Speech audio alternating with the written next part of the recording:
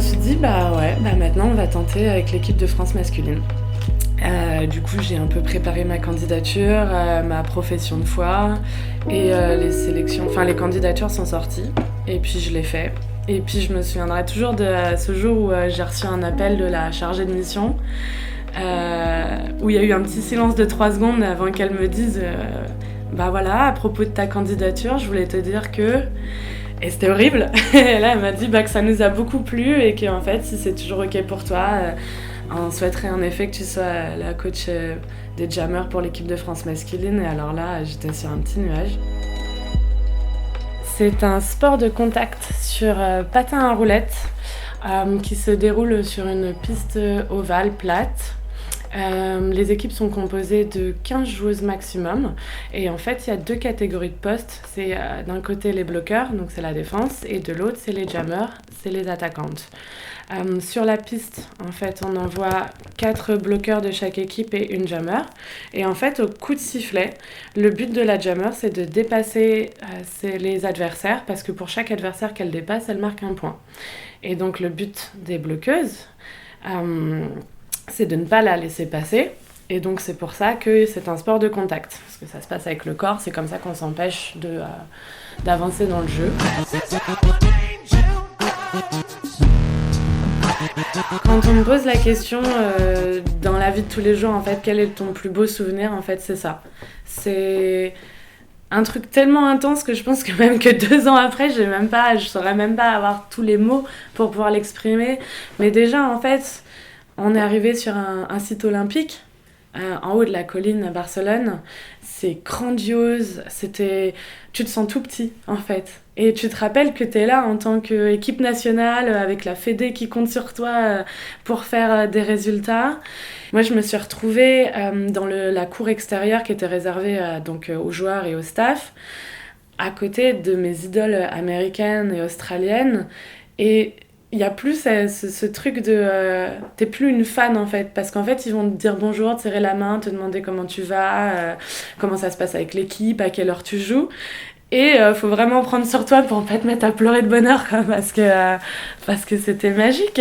Et puis surtout, tu vois, en fait, pendant... ça s'est passé sur 4 jours, si je me souviens bien.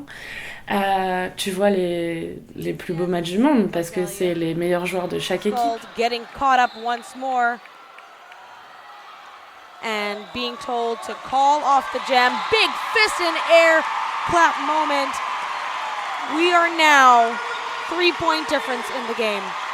There are only 3 points separating these two teams. À l'époque, le profil type, c'était une nana qui travaille dans la santé ou le social, forcément.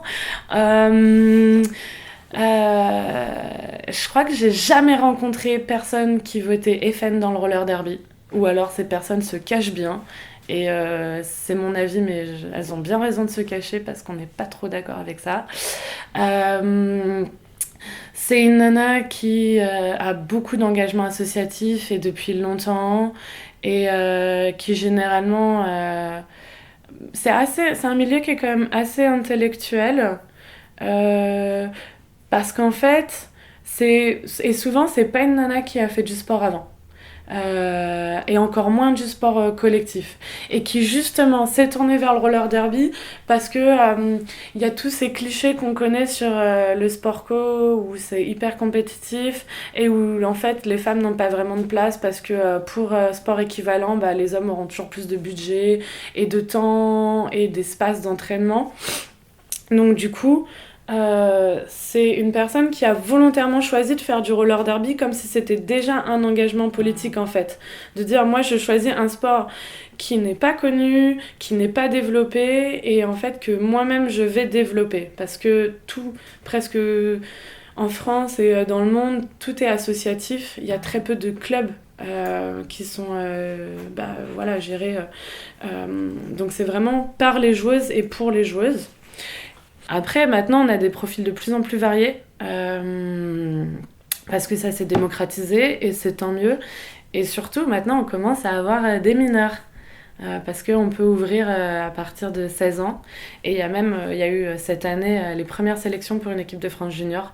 Donc ça veut dire qu'on va avoir plein de futures super joueuses, quoi. Et de se dire qu'à 16 ans, elles vont être dans un milieu déjà un peu engagé, entourées de personnes qui sont vraiment dans la bienveillance, la pédagogie, l'encadrement.